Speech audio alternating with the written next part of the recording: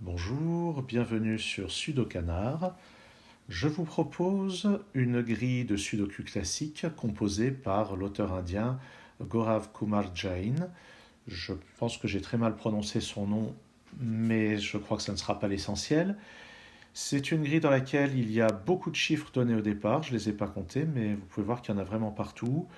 Donc j'ai tendance à penser que la grille devrait être plutôt facile. Maintenant, il faut se méfier, c'est parfois trompeur. Je mettrai un lien dans la description pour que vous puissiez essayer cette grille avant de regarder la vidéo. Et je pense que je peux attaquer la résolution tout de suite. Alors pendant que j'étais en train de parler, j'ai repéré plusieurs choses déjà. Par exemple, j'ai repéré les deux 1 qui sont là. Donc il y a un 1 parmi ces deux cases et grâce à ça, je sais qu'il est là. J'ai repéré aussi ce 7 qui condamne ça, ce 7 qui condamne ça.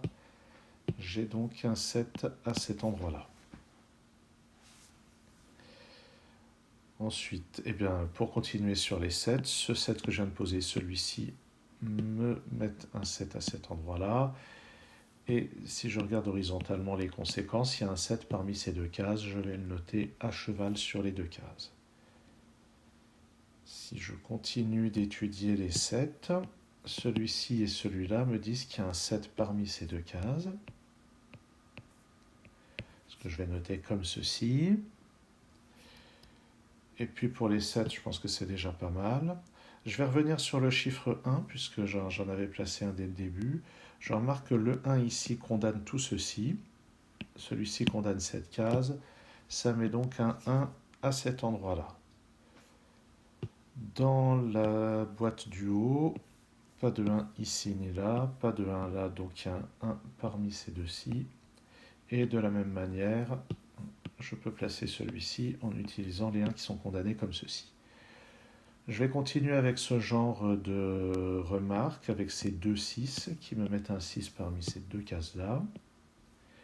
Et puis les chiffres 2 ici qui me mettent un 2 parmi celles-là. Et par ailleurs, je n'avais pas terminé avec les 7 en fait. Ces deux 7 me mettent un 7 là-dedans et avec lui, je peux affirmer que j'en ai un à cet endroit-là. Ah, et là ça devient intéressant parce que le 7 qui est ici et le 7 qui est là me disent que j'ai un 7 dans ces deux cases. Disons, oui, dans l'une de ces deux cases. Et là, je vais utiliser le pinceau en vert pour attirer votre attention sur les 7 qui ont été mis ici et là et qui forment une configuration qui porte un nom. Ça s'appelle le X-Wing. Le X-Wing tire son nom du fait que ça dessine une sorte de X, comme ceci. Et les deux diagonales de ce X ont une signification intéressante, qui est que si je me rends compte à un moment que le 7 est ici, j'en déduirai qu'en face il n'est pas là, donc il est là. Et dans le cas contraire, s'il n'est pas ici, donc si les 7 ne sont pas sur cette diagonale, c'est que forcément les 7 sont sur l'autre diagonale. Donc en fait, je vais toujours avoir un 7 ici et un là, ou bien un 7 ici et un là. Ce qui fait que sur tout le reste de ces deux colonnes, je ne peux pas avoir de 7, et ça va résoudre le 7 qui est ici. Donc je vais effacer ça, et puis mes petites tâches. Et donc je vais pouvoir résoudre le 7 qui est ici. Et je l'ai mis en bleu, c'est pas grave. Je vais commencer en noir, c'est pas grave si on a un d'une autre couleur. Revenons à la résolution. Le chiffre 3 qui est là interdit le 3 dans ces cases-là. Le chiffre 3 qui est là interdit le 3 là-dedans, ce qui veut dire que le 3 aussi est dans ces deux cases-là. Donc, en fait, là, on a ce qu'on appelle une paire, 3 et 7. J'ai ces deux chiffres-là, globalement, sur ces deux cases. Et ça met pas mal de restrictions sur la ligne du haut, puisque je n'ai plus que 3 cases dans lesquelles les chiffres ne sont pas globalement déterminés. C'est le 2, le 4 et le 8 qui manquent. On peut voir dans cette colonne qu'il y a déjà un 8 et un 2. donc c'est un 4 ici. Et puis ce 8 permet de résoudre finalement en mettant un 2 ici et un 8 là. Je peux effacer ce 2 qui était donné en indice. Ce 8 que je viens de placer me condamne les 8 sur ces cases-là. Celui-ci condamne ça. J'ai un 8 dans cette case. Je regarde s'il y a des conséquences de ce 8 horizontalement. D'une certaine manière, oui. Je n'en ai pas là. Le 8 me dit que je n'en ai pas là. Donc en fait, je vais avoir un 8 parmi ces deux cases. Et puis, est-ce que ça donne quelque chose sur cette boîte? Je crois bien que oui, puisque le 8 ici et le 8 là nous disent qu'il n'y a pas de 8 là-dedans. Donc, le 8 dans cette région est parmi ces deux-là. Et ça efface ce 8, ce qui me permet de mettre un 8 en bas à droite. Et par conséquent, j'ai dû effacer un 7 au passage, donc je mets un 7 ici. Et ça va résoudre le haut, où je peux effacer ce 7 et je peux effacer ce 3. Je vais refaire ce 3, il n'est pas beau. Comme ceci. Je vais continuer avec le chiffre 8 en remarquant que là-dedans, j'ai déjà ce 8 et ce 8 qui me disent que je vais forcément en avoir un 2 parmi ces deux-là. Et ce 8 me dit que c'est là. Et d'ailleurs, les 8 en question sont des chiffres qui sont donnés dès le début. Donc ce 8, j'aurais en fait pu le placer dès le début. Et celui-ci permet de résoudre l'ambiguïté qu'il y avait en bas. Et je crois bien que les 8 sont tous placés. Non, il m'en manquait un. Il me manque celui qui est ici. Et d'après ça, ça et ça, le 8 est là. Ce qui va permettre de résoudre l'ambiguïté sur le chiffre 1.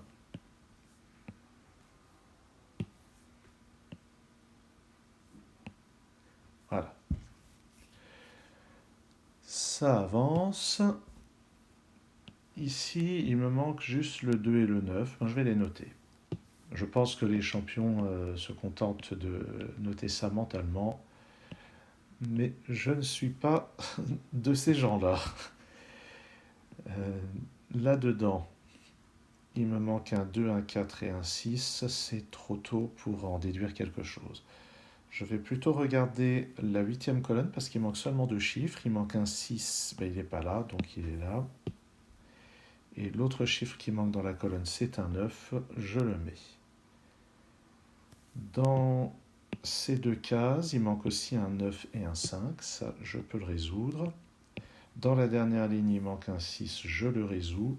Ça résout aussi le 6 de la première case, de la première cage, pardon.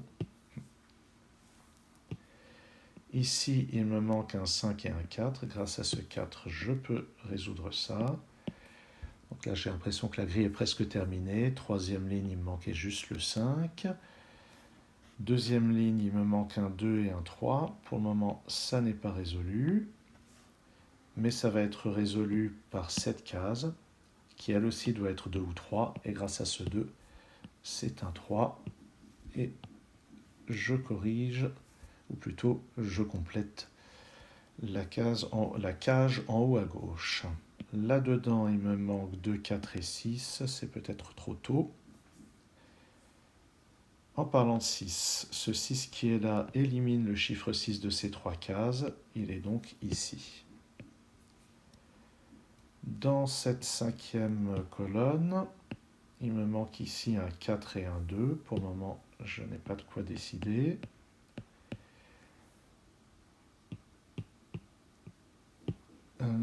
Sur ces deux cases, il doit y avoir au moins un 3. Et d'après ça, le 3 est ici. Par conséquent, ici, c'est un 2 ou un 4. Et d'après ça, c'est un 2. Ça me permet de résoudre plusieurs cases, comme ceci et comme ceci. Il me manque dans cette 4e colonne le 5 et le 6. Je les note pour le moment. Dans la 6e colonne, il me manque le 4 et le 9. C'est résolu grâce à ce 9. Ensuite, avant-dernière ligne, il me manque un 4 et un 3. Ça ne peut être que comme ceci. La ligne juste au-dessus, il me manque le 5 et le 9. C'est comme ceci. Le 5 que je viens de placer me dit qu'il n'y a pas de 5 ici. Il n'y en a pas là, donc c'est là. Ce 5 résout la paire 5 et 6. Sur la ligne du milieu, il me manque un 2. Ça, c'est 4 et 6. Première colonne, il me manque 4 et 3. C'est forcément 4 et 3, ce qui me résout ce 4 et 6. Et les deux dernières cases, sur la quatrième ligne, il me manque juste un 9. Et sur la dernière case, c'est un 6. Voilà, je crois qu'il n'y a pas d'erreur. Et ça résout cette grille. Effectivement, il n'y avait pas de difficulté particulière. Alors, je ne sais pas si c'était vraiment nécessaire d'avoir repéré le X-Wing sur les 7 entre ces cases ici pour résoudre la grille. Certainement que si on n'a pas repéré ça, il y avait suffisamment de moyens de se rattraper par ailleurs pour résoudre cette grille. Je vous remercie de votre attention et je vous donne rendez-vous à la prochaine vidéo de Sudo Canard. Au revoir.